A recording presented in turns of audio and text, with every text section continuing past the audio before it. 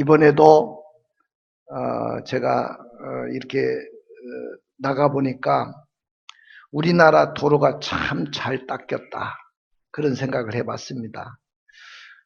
그리고 시간이 굉장히 많이 단축이 됐습니다.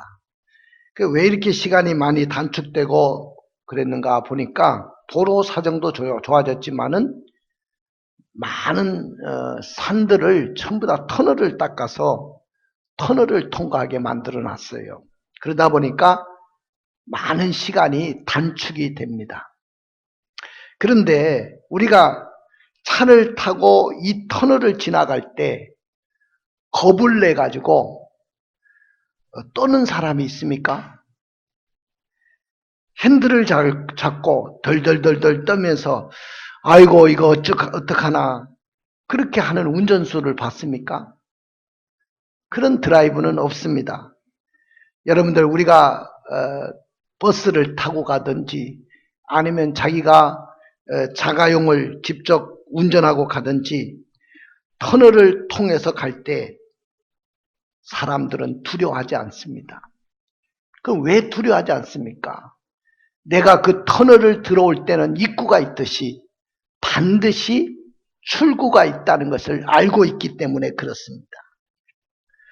마음속에 아무리 긴 터널일지라도 그 터널 속에 입구에 들어오면서부터 아무리 이 터널이 길어도 반드시 출구가 나올 거야, 밝은 출구가 나올 것이라는 그 마음이 있기 때문에 우리는 불안에 떨지 않는 것입니다.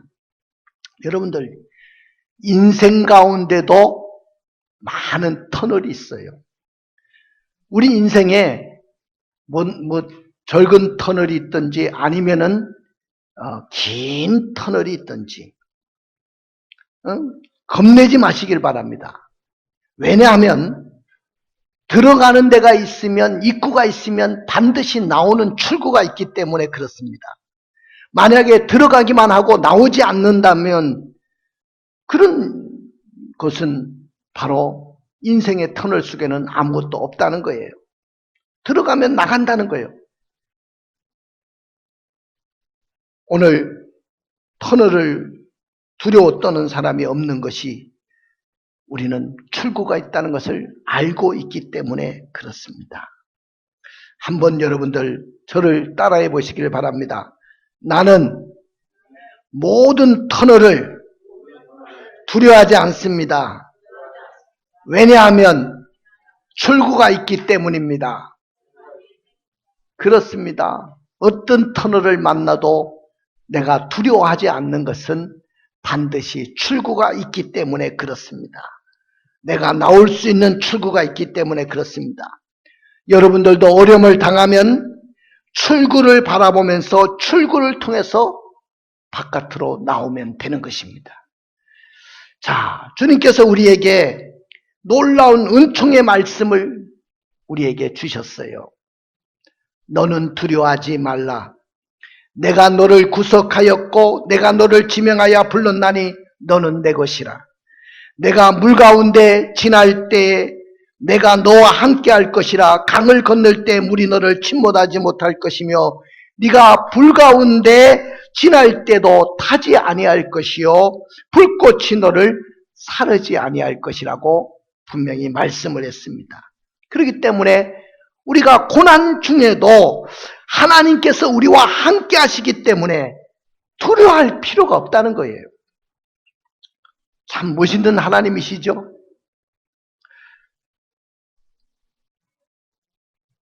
사랑하는 성도 여러분, 여러분은 무서운 죽음을 경험해 보신 적이 있습니까? 그 죽음의 공포 앞에서 여러분들의 반응은 어땠습니까? 두려워 떨었습니까? 아니면 그냥 태연하게 죽음을 기다렸습니까? 믿음의 사람은 죽음 앞에서 서봐야 진정한 믿음을 알 수가 있습니다. 우리 돌아가신 우리 이기문 집사님, 제가 병원에 갈 때마다 목사님 걱정하지 마십시오. 저는 살만치 살았고 나는 천국 갈 확신이 분명히 있습니다. 내가 죽으면 천국 갈 것이 아닙니까? 자식들에게 더 이상 많은 폐를 끼치지 않기를 원하고 있습니다. 기도해 주십시오. 그 말씀 따라서 이렇게 죽음 앞에서 담대한 분을 저는 보았어요. 그리고 그 말씀 따라 자녀들에게 더 이상 폐를 끼치지 않고 가겠다는 그 믿음대로 하나님 앞에 평안하게 부름을 받았습니다. 여러분들, 구름 기둥과 불 기둥을 따라간다고 해서 우리에게 늘 평탄한 것은 아닙니다. 오늘 여기에 보니까 이집트의 파라오는 완악해졌어요. 그리고 마음을 고쳐먹었어요. 이스라엘을 해방시킨 것에 대해서 후회하기 시작했습니다. 그리고 이스라엘을 추격하기 시작합니다. 하나님은 막다른 골목으로 이스라엘을 인도하셨습니다. 지난 시간에 말씀을 드렸지만은 10하루길이면 갈 수 있는 그 해변길, 블레셋 땅을 통과해서 가면 가나안 땅까지 가는 길은 10하루길이면 갈 수 있습니다. 그리고 술길이라는 많은 사람들이 왕래하는 길도 있었고요. 저 사우디아라비아 쪽으로 가는 메카 순례길도 있었습니다. 근데 오늘 하나님은 그 빠르고 편하고 쉬운 길을 다 포기하게 하시고 건너가지 못할 홍해 앞으로 이스라엘을 인도하셨습니다. 오늘 본문의 말씀에 보니까 그들은 마지막 장자를 치는 재앙 가운데 이적 가운데 출애굽을 한 민족이었지만은 제1차로 큰 난간에 봉착하게 되었습니다. 그 난간에 봉착하게 되는데 그 난간에 봉착한 것이 된 것이 뭐냐면은 바로가 전차 부대를 끌고 가까이 와서 죽이려고 추격하고 있습니다. 그리고 그들 앞에는 지금 홍해 바다가 넘실거리고 있었습니다. 문자 그대로 이스라엘 백성들은 진퇴양난에 처하게 됩니다. 여러분들 사자성어 가운데 진퇴양난이라는 말이 있죠. 이 말은 앞으로 나가지도 못하고 뒤로 물러서지도 못하고 이러지도 못하고 저러지도 못하는 상황을 말합니다. 그 다음에 사면초가라는 말이 있어요. 그 말은 무슨 말이냐면 역시 누구의 도움도 없고 살아나갈 길도 없이 완전히 고립된 상태를 말하는 거죠. 또 우리 쉽게 말하잖아요. 빼도 박도 못하는 상황 속에 내가 처했다. 자, 오늘 이스라엘 백성들은 정말로 진퇴양난에 빠졌고 또 사면초가에 처하게 되었고 빼도 박도 못하는 상황 속에 그들은 앞에는 홍해 바다가 넘실거리고 있고 뒤에는 애굽의 전차 부대가 바로와 모든 지휘관들이 모든 병거를 거느리고 지금 추격해 오고 있습니다. 우리 하나님이 왜 이런 상황을 만드셨을까요?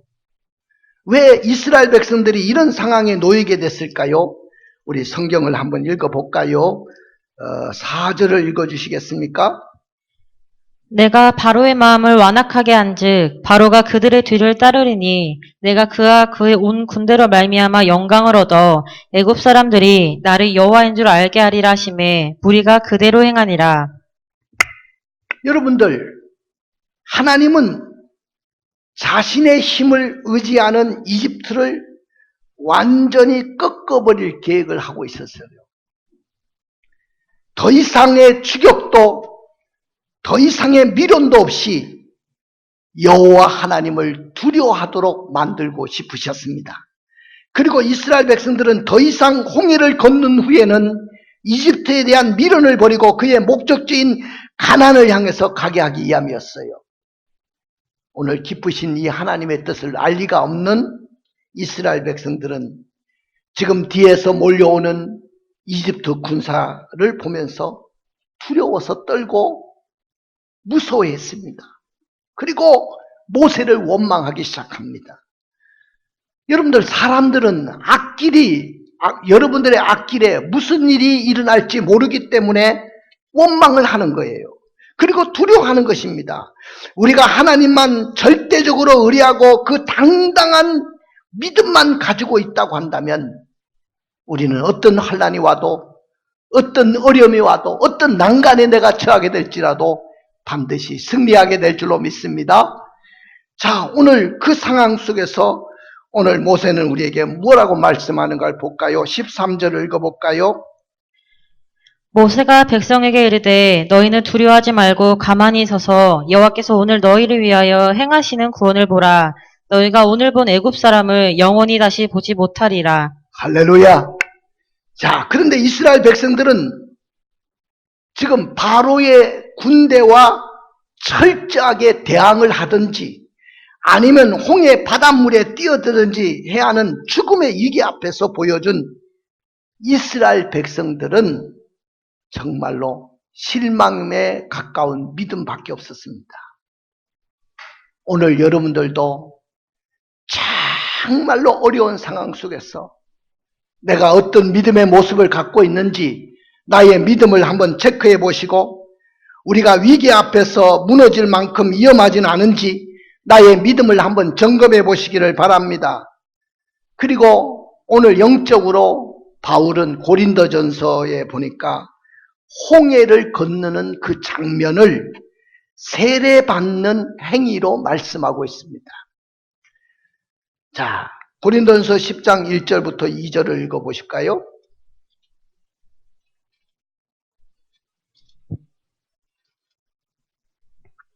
고린도전서 10장 1절부터 2절.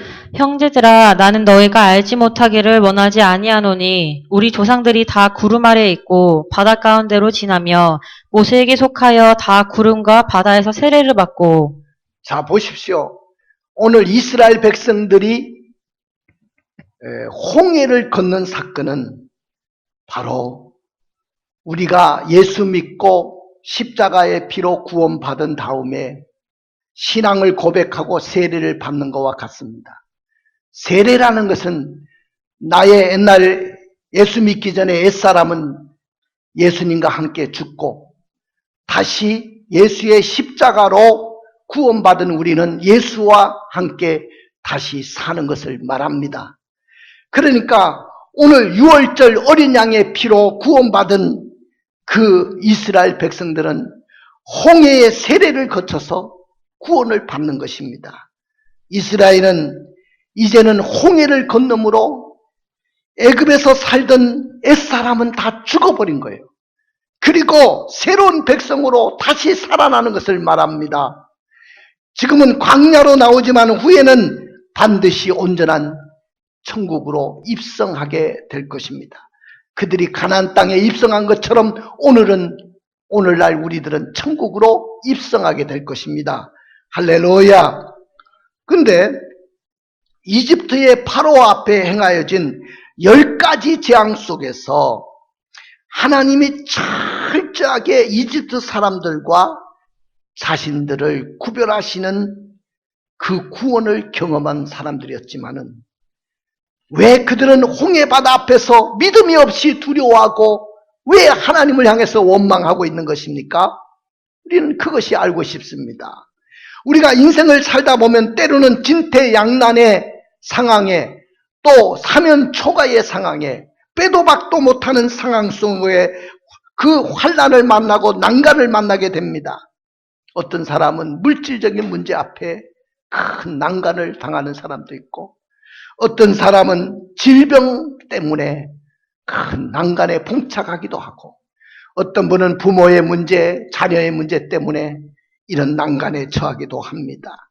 환경적으로 나의 실수로 인해서 많은 어려움을 당하기도 합니다. 근데 이럴 때 우리는 어떻게 해야 될까요? 여러분들이 어려운 난간을 만날 때 우리는 어떻게 살아야 되겠습니까? 오늘 문제의 원인은 한번 따라해 봅시다. 하나님이 행하시는 구원을 보라. 그렇습니다. 여러분들이 어려운 난간을 당하고 어려운 문제를 만났을 때 하나님이 행하시는 구원을 보라고 했습니다.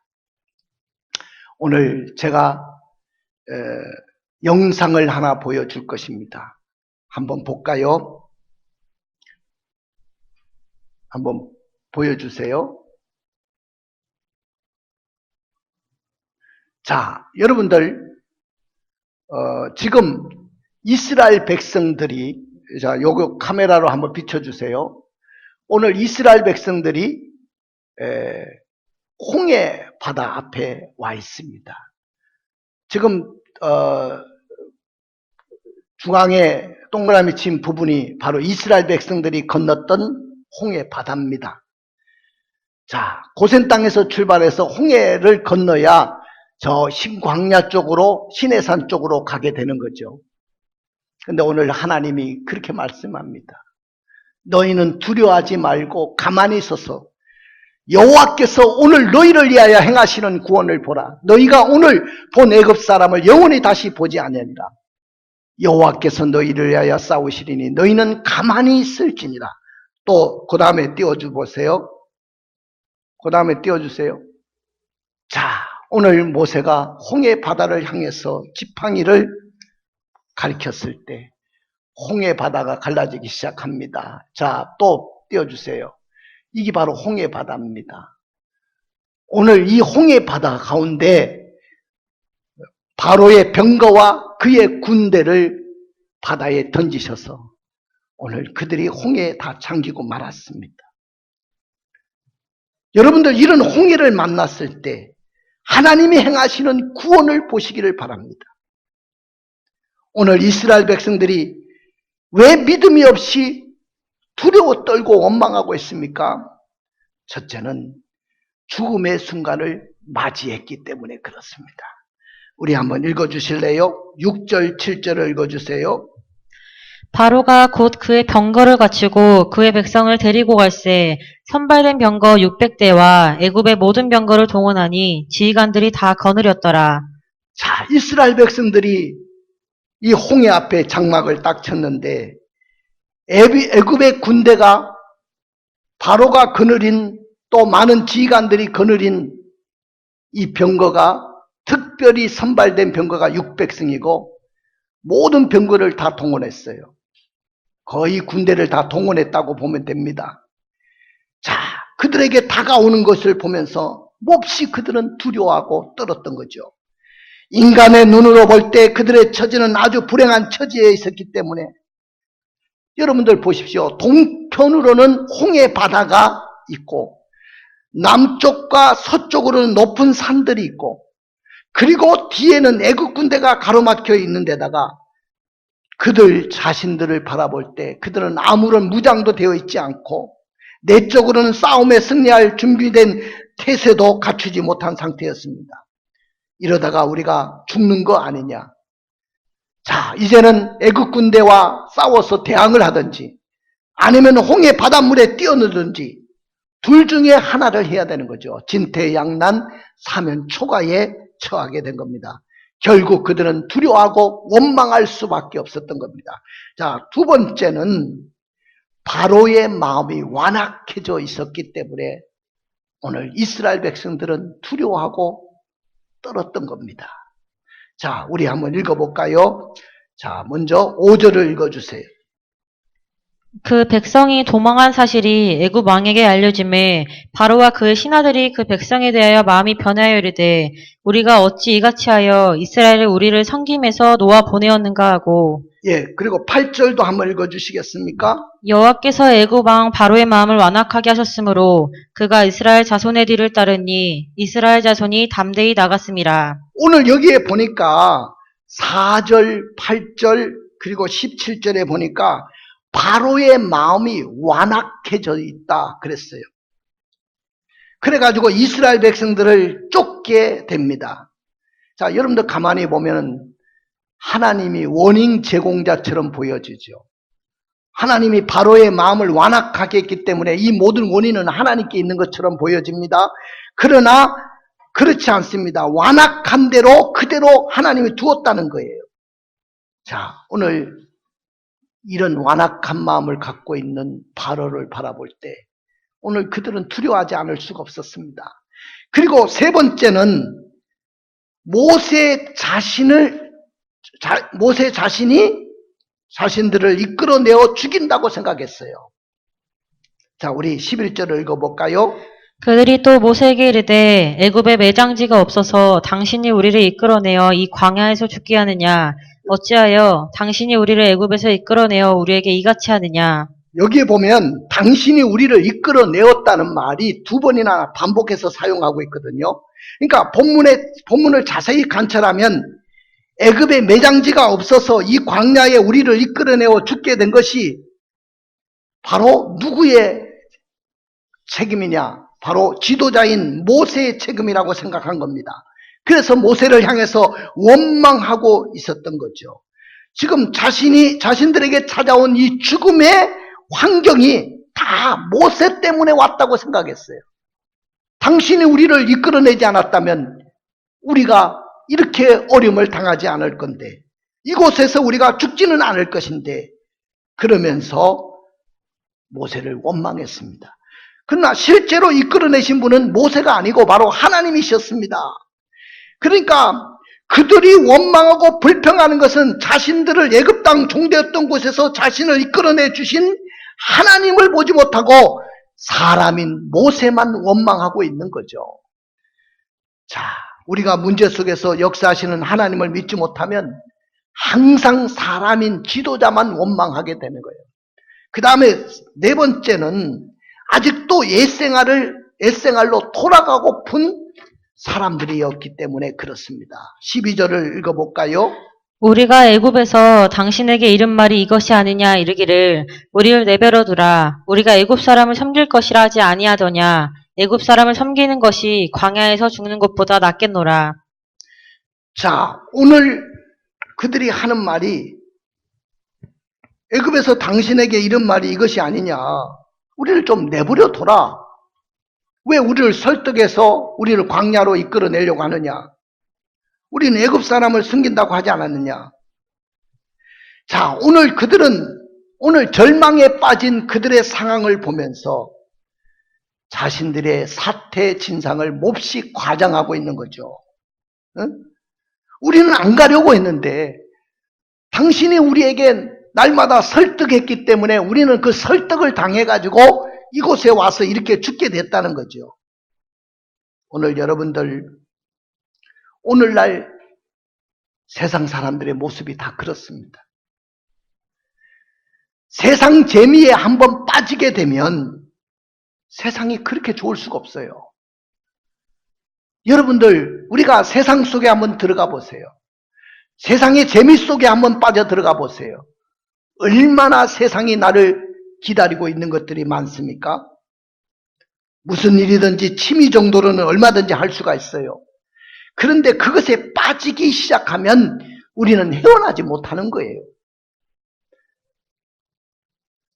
그 다음에 그들이 왜 이렇게 원망하고 불평하고 있습니까? 애굽 사람을 섬기는 종의 생활에 그들은 익숙해져 있었기 때문에 그렇습니다. 우리 12절을 읽어주세요. 우리가 애굽에서 당신에게 이른 말이 이것이 아니냐 이르기를 우리를 내버려 두라. 우리가 애굽 사람을 섬길 것이라 하지 아니하더냐. 애굽 사람을 섬기는 것이 광야에서 죽는 것보다 낫겠노라. 이 사람들은요, 애굽에서 이집트에서 오랫동안 노예 생활을 하다 보니까 무슨 근성이 있는 거예요? 노예 근성이 아직도 있는 거예요. 그러니까 지금 애굽에서 해방받았는데도 불구하고 노예에서 해방받았는데도 불구하고 아직도 그들은 옛날 애굽에서 살던 노예 근성을 버리지 못한 거예요. 오늘날 성도들도 마찬가지입니다. 예수 믿고 구원 받았는데도 불구하고 나는 세상으로부터 떠나서 이제는 하나님의 자녀가 되고 나는 천성을 향해서 가는 하나님의 백성임에도 불구하고 우리는 아직도 옛날 옛생활, 예수 믿기 전에 살던 삶을 동경하고 그걸 자꾸 바라보기 시작한다면 아직도 옛날 죄악의 근성을 버리지 못한 거예요. 왜 그들이 애굽 사람을 섬기려고 했습니까? 지금 이곳에서 홍해 바다 앞에서 자신이 죽는 것보다 차라리 목숨을 부지하고 애굽 사람을 섬기는 것이 낫다는 거예요. 오늘날 성도들이 미래에 우리에게 다가올 천국 생활보다도 현실 생활이 중요하다고 생각하고 있습니다. 목숨을 부지하기 위해서는 가나안보다 애굽이 낫다는 거예요. 마치 오늘날 성도들이 천국 가는 신앙의 문제보다 내가 믿음의 삶을 살고 신앙의 삶을 사는 것보다 목숨을 유지하기 위해서 무엇을 먹을까, 무엇을 마실까, 무엇을 입을까 하는 그 염려하는 것과 똑같은 삶의 모습이지요.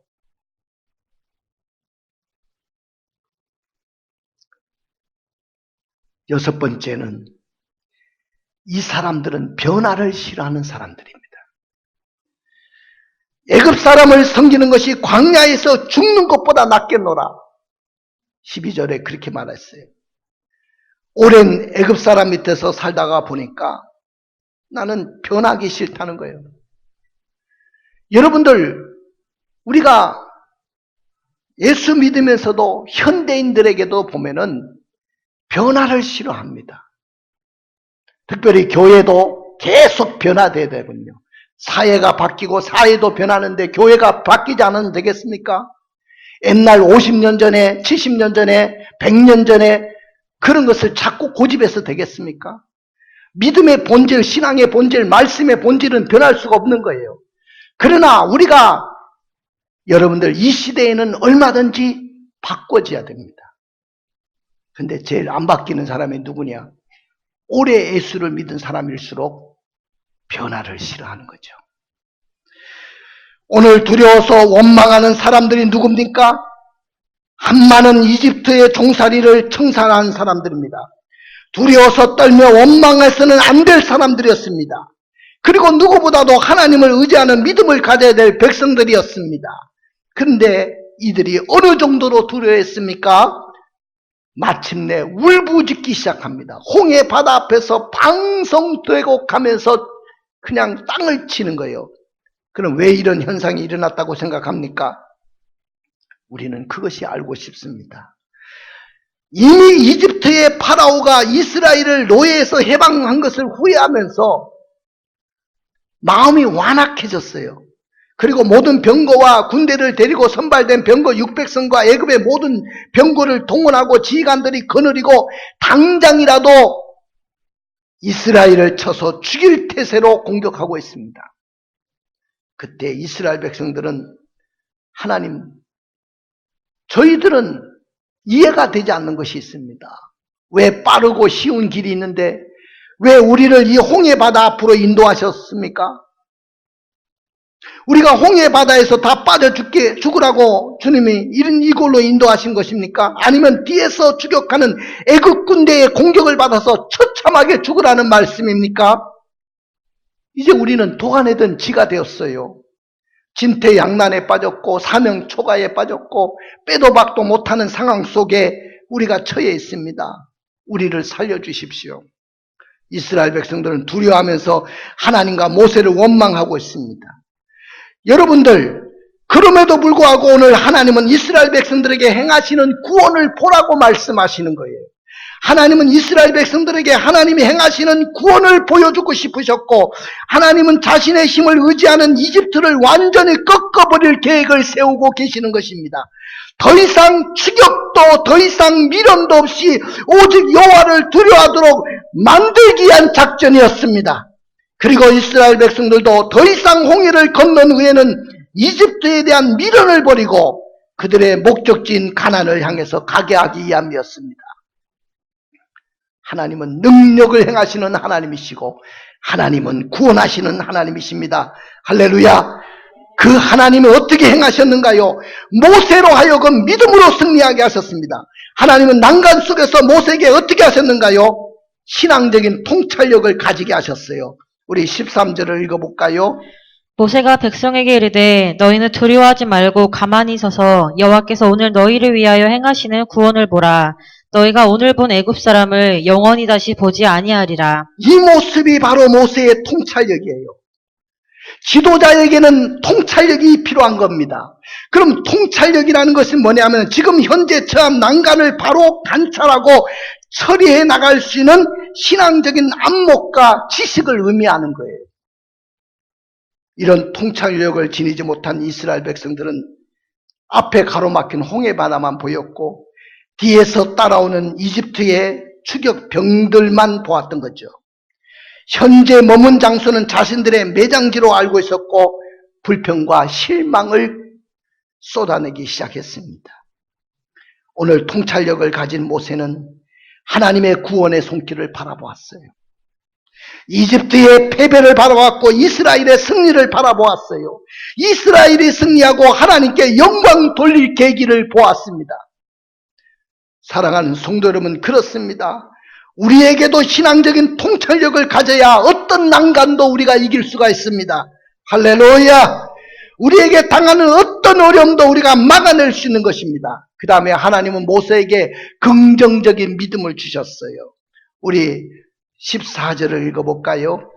여호와께서 너희를 위하여 싸우시리니 너희는 가만히 있을지니라.